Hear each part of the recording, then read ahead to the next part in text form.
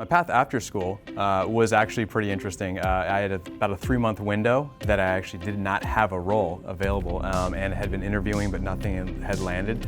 And then I had a chance to interview for Disney. And then every role sequentially after that was really thinking about how do I build a relationship with each of those things. I think that was one of the first things that I learned very quickly was as much as you had the experience, building on the expertise as you went was building the relationships that you had an opportunity to create in each of those moments. I'm currently at Synchrony, which is one of the largest financial institutions in the US, and it's an opportunity that came to me because I've been able to cross industries, because of the experience that I've had, especially starting with Pepperdine as that anchor, has created this growth path that has really given me the opportunity to succeed.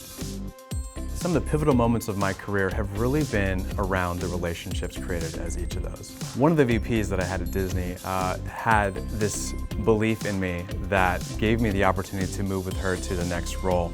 And I really started to believe in the power of relationship. That's something that I believe is core to any stage of your career is that relationship building. And she actually mentored me in the way that I would expect and hope that all of us could mentor someone at some point. And each stage of my career past then has really been about how do you and who do you make the relationships with, because that has been the most probably transformative element of my career. So some of the obstacles I've run into along the way have really been focused around how fast I've been able to move up and the tenure and role. And that's always a question that I get is, or at least previously, why do you jump around so much? Why did you move? And being that most of those moves were relationship based, it really came down to that story about I am a collaborator. I'm looking forward to making relationships within the business on top of the experience that comes into that role. And then going forward and saying, yeah, irregardless of what is appearing on paper, here's how I can actually use the experiences in each of those moments to meet the challenges that you have as a business and making it very relevant to that individual.